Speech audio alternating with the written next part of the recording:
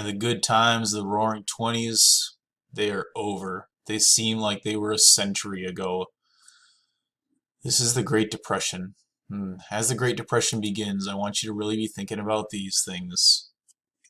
Give examples of the effects of the economic crash on Americans. I want you to really think about how this affected everyday Americans.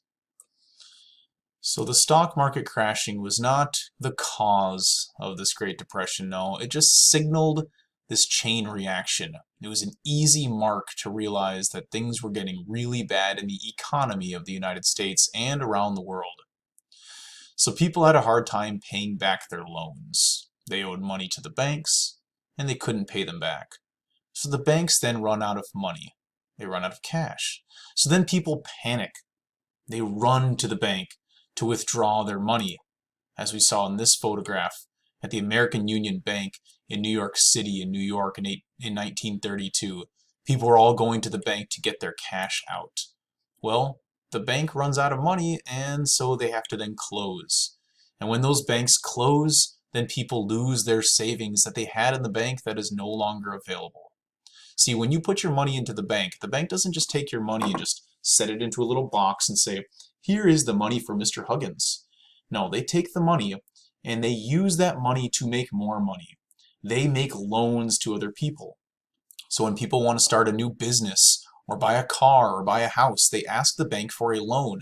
And sometimes they might take Mr. Huggins' money and give it to somebody else. Now, if I need to go in and get a few $100s, that'll be there.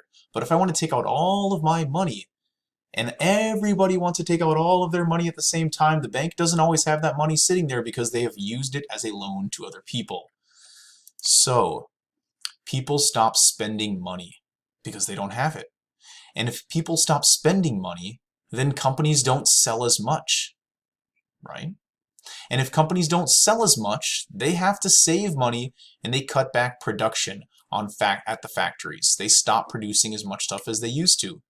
And if they don't need to produce as much stuff as they used to, they don't need as many people to do that work. And if they don't need the people to do that work, they cut those workers. They fire them. They lay them off. And by 1933, 25% of workers were unemployed. That is a gigantic number, 25%. A healthy economy is somewhere around 3 or 4% unemployment, and we were at 25%. And if people were unemployed, well, they're not spending money.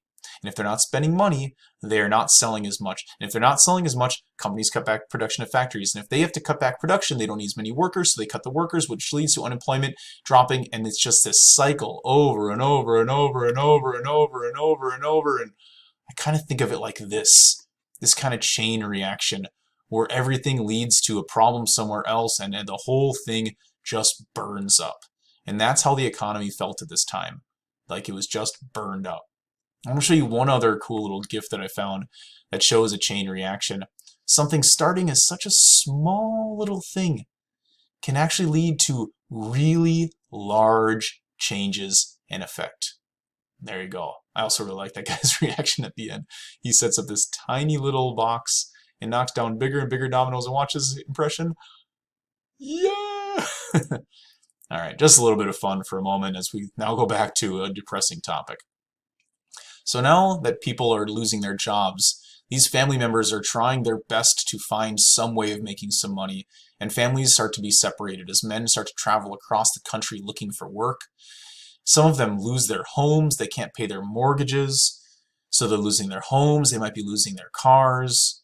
Many families have to travel to look for work, they live out of their cars, as you can see in that image there. And how did things get so bad? Well, many people were affected by the stock market crash, even if they never owned stock. You didn't have to own stock to be affected by this. The stock market crash led to all those other economic problems of banks and factories closing or shutting down production and all those things I just showed you in that chain reaction or in that cycle there. Many people at this time were really ashamed that they couldn't find work and feed their families, which is understandable. Many people were too ashamed to ask family or neighbors for help, and there was no government programs at this time to help people. So it was just a really depressing time, devastating time. I want to show you a couple of quick photos, and then you're going to spend a little more time on this tomorrow. This is a photo titled Migrant Mother.